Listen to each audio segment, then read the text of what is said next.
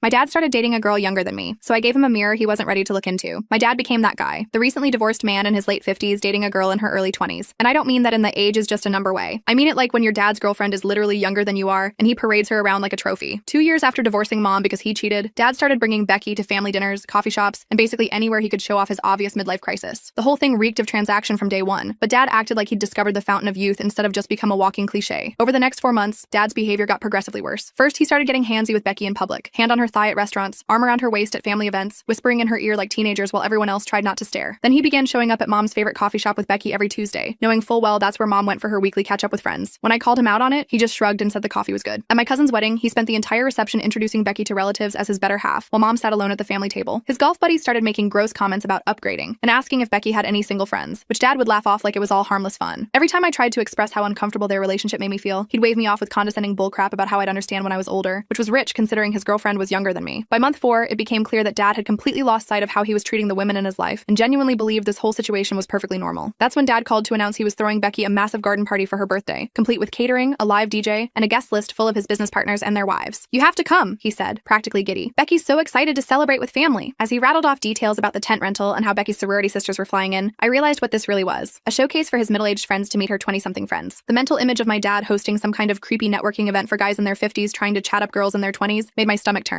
That was it. I snapped. If dad saw nothing wrong with this ridiculous circus, then clearly I'd been approaching this all wrong. So I made a plan. Give dad exactly what he was serving. If his girlfriend could be younger than his daughter, then my boyfriend could be older than him. I spent the next week at dad's country club, chatting up distinguished gentlemen at the bar after their golf rounds. And that's where I met Joe. He was charming, recently divorced, and 62 years old, putting him 5 years ahead of dad. When I explained I needed a date for a family party where I wanted to make a statement, Joe was intrigued enough to agree. I mentioned we'd probably leave early for a sunset boat cruise, giving us a perfect dramatic exit strategy. Then came the day. I arrived solo and played the supportive daughter for exactly 30 minutes, complimenting the decorations while dad's friends circled Becky and her sorority sisters like sharks. Then I excused myself to get my date. When I returned with silver-haired, impeccably dressed Joe, the main table went silent. Dad was mid-conversation with his golf buddies, Becky draped across his lap, when I approached with my distinguished companion. "Dad, everyone, meet Joe," I announced cheerfully, watching dad's face drain as he processed Joe's obvious age. Before anyone could respond, I settled onto Joe's lap, mirroring Becky's position exactly, and asked sweetly, "What's wrong, Dad? You don't look so good. Maybe check if you have your heart medication?" The silence stretched until one of dad's golf partners suddenly perked up. "Joe Morrison? We play every Thursday." The recognition hit dad like a brick, and he practically shoved Becky off his lap. That's when Joe and I made our exit, with me loudly announcing we couldn't stay because Joe was taking me on a private sunset cruise. My phone started ringing before we reached Joe's car and hasn't stopped. I've been sending dad to voicemail for 3 days, though I did text asking what erectile dysfunction medication he uses so I could recommend it to Joe. According to mom, he's been calling her too, asking if I've lost my mind and complaining about my disrespectful behavior. He can't grasp that I gave him exactly what he's been putting out, and apparently he doesn't like his own medicine. Our relationship may never recover, but watching him squirm when faced with his own double standards was worth every awkward second. Sometimes holding up a mirror is the only way to show someone how disgusting their behavior really is.